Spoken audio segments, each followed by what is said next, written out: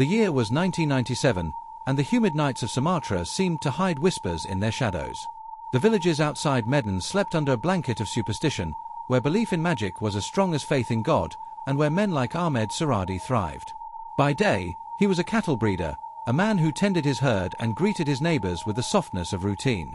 But when the sun fell behind the palm trees and the world grew dark, another life stirred within him.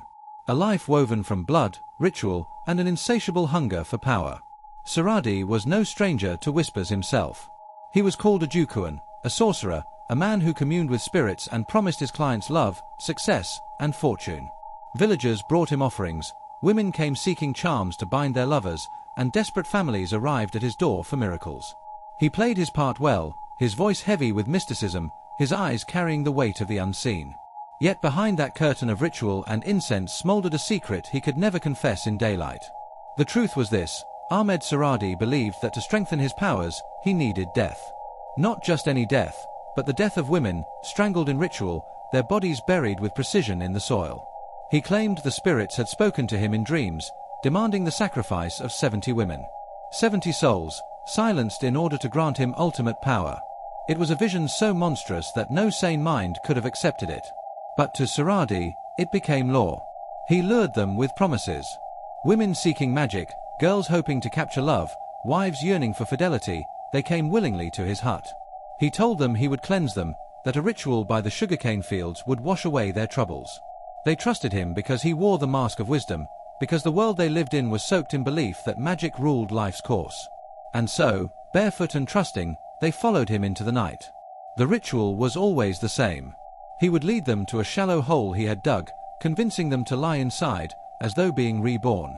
He whispered incantations while the women closed their eyes, believing. Then, when the moment came, he pressed a length of cloth to their throats, tightening, until their last breath slipped into silence. Their hands clawed, their eyes bulged with horror, but his grip never wavered. When the body finally lay still, he would bury them, some with only their heads exposed above the soil, staring blankly into the night sky. And then he would leave. He would walk away as though nothing had happened, returning to his cattle by day, his family, his neighbors, his prayers at the mosque. No one suspected. To the outside world, Ahmad Suradji was a farmer, a healer, a man who had inherited mystical gifts from his father. But in truth, he was already weaving a tapestry of corpses beneath the earth, their numbers climbing with each passing moon. For years he killed. One body became 10, then 20. By the time he confessed, he would speak of 42 murders. 42 women who had trusted him with their hopes, only to have their lives stolen by the man they believed was a guide. Each victim buried in the same field, their bodies hidden beneath the cane that grew tall and swayed in the Sumatran wind, as though the earth itself conspired to keep his secret. But the soil has a way of speaking. And in time, it betrayed him. It began with rumors. In the villages surrounding Medan, whispers drifted from house to house like smoke. A girl was missing. Then another. Families grew anxious when daughters did not return from errands, when wives vanished on their way to the market, when neighbors were never seen again. But in Indonesia during the 1990s, disappearances were not always recorded, not always investigated. Poverty, distance, and superstition often swallowed the truth before it could be told. Yet the absences piled up. Some mothers spoke of daughters who had gone to visit a Dukun for charms of love, for spells to keep a husband faithful, for healing. None returned. Neighbors spoke of strange late-night movements near Suradji's fields, of shadows slipping between the sugarcane rows when the moon was high. And then, one day, a discovery was made that would peel back the mask. It was April of 1997. A body was found near the sugarcane fields where Suradji worked. The corpse was half buried, the head still visible, staring upward with hollow eyes. The earth gave up its secret unwillingly, as though tired of carrying the weight of so many souls. The discovery shook the village. Police were called, patrols scoured the field, and soon another body was uncovered. And then another.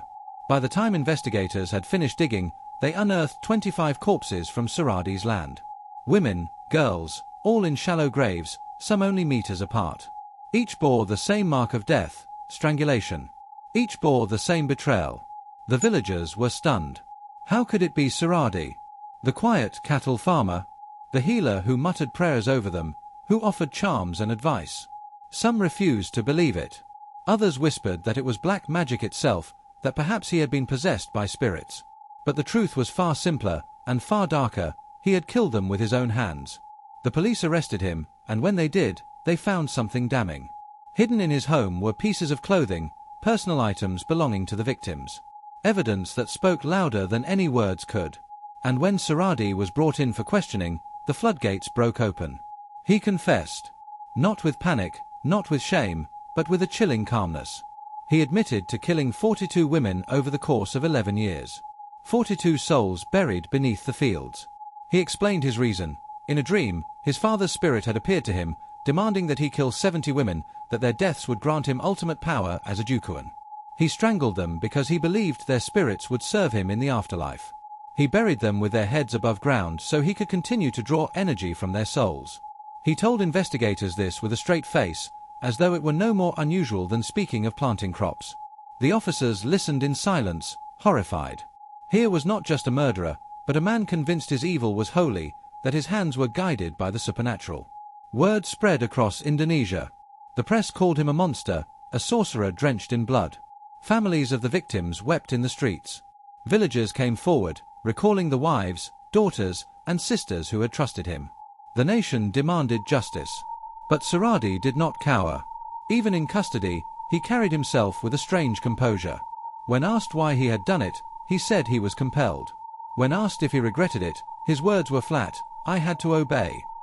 His lack of remorse, his conviction that the murders were his destiny, chilled everyone who heard him. The trial began in 1998, and the courtroom overflowed with the weight of grief. Families sat shoulder to shoulder, listening as the details were laid bare. Prosecutors spoke of the evidence, the bodies, the confessions. Witnesses recounted how women had gone to his hut and never returned. The graves in the sugarcane fields told their own story. And through it all, Ahmad Suradji sat quietly, as though the proceedings were happening to someone else. He did not deny his crimes. He did not beg for forgiveness. He accepted his fate with the same eerie calmness with which he had killed. In 1998, the verdict was delivered. Guilty of multiple counts of murder. The sentence, death by firing squad. The death sentence did not shock him. When the judge's words echoed through the courtroom, families gasped, some wailed, others clutched their hands in prayer. But Suradji simply nodded. His expression was not that of a man condemned, but of a man who believed he had fulfilled a destiny. Perhaps he thought death was only a passage to the very power his rituals had sought. Perhaps he believed his father's spirit would greet him with approval. In the months that followed, he was transferred to Tanjung Gusta prison in Medan. Life behind bars did not break him. Prison guards would later say that he remained unnervingly calm, almost polite. He prayed often, spoke little, and waited.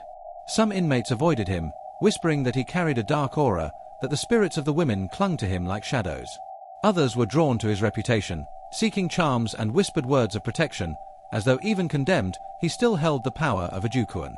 Journalists visited him, curious to look into the face of a man who had strangled 42 women. They found a quiet farmer, a man of average build, nothing monstrous in appearance, only in his deeds. And that was perhaps the most terrifying thing of all. Evil, here, did not come with horns or a mask. It came with a soft voice, a calm smile, a man who could convince women to trust him, follow him into the fields, and kneel before him in what they believed would be ritual healing. Outside the prison walls, Indonesia tried to reckon with the horror. Families struggled with grief, unable to bury their loved ones properly, for so many were discovered only as bones, nameless remains pulled from shallow graves. Women across the country felt the ripple of fear, fear of blind trust, fear of hidden predators masquerading as guides and healers. Religious leaders condemned his actions, saying that black magic was never an excuse for evil. Some warned that superstition had blinded too many, that desperation had made victims out of women searching for hope. Years passed. Suradji remained on death row for nearly a decade, his appeals denied, his fate sealed. And all that time, he never expressed remorse. When asked if he regretted killing the women, his answer was consistent, no. I was commanded. He clung to the belief that 70 sacrifices were needed for ultimate power. He had fallen short by 28. The question haunted many, had he not been caught, how much longer would the killings have gone on? How many more women would the sugarcane fields have swallowed? By the early 2000s, the world had largely forgotten his name. But in Indonesia, his shadow lingered. Parents warned their daughters about false promises, about the danger of blind faith. The sugarcane fields were avoided at night, and the very mention of his name stirred unease. Ahmad Suradji had become a myth and a warning, a story to keep children close and women cautious. And then, in July of 2008, the sentence was carried out. At dawn, he was led to a remote field, blindfolded, tied to a post. A firing squad of police officers stood before him, rifles loaded. Witnesses said he walked calmly, without protest, as though stepping into destiny itself. When the command was given, shots rang out, and the Sorcerer of Medan fell silent forever. Indonesia exhaled. For the families, there was a grim sense of justice. Though no execution could bring back the lives stolen, the futures erased. The sugarcane fields still bore their scars, the soil having drunk too much blood to ever forget. Yet Suradji's story was not buried with him. His case became one of the most infamous in Indonesia's history. Scholars studied his psychology, journalists recounted his ritual obsessions, filmmakers whispered about the chilling image of heads buried in the ground, staring up at the stars. And beneath it all, the story carried a warning about the human heart, about how desperation, superstition, and blind trust can be twisted into tools of unimaginable evil. Because Ahmad Suradji was not a demon, nor a phantom. He was a man who believed a dream. A man who chose to obey his darkest impulses. A man who murdered not in fury, but in cold ritual, one victim at a time. His evil was ordinary in its execution, but extraordinary in its scale. And perhaps that is the darkest truth of all, that monsters often wear familiar faces, and the soil beneath our feet remembers every drop of blood spilled by human hands.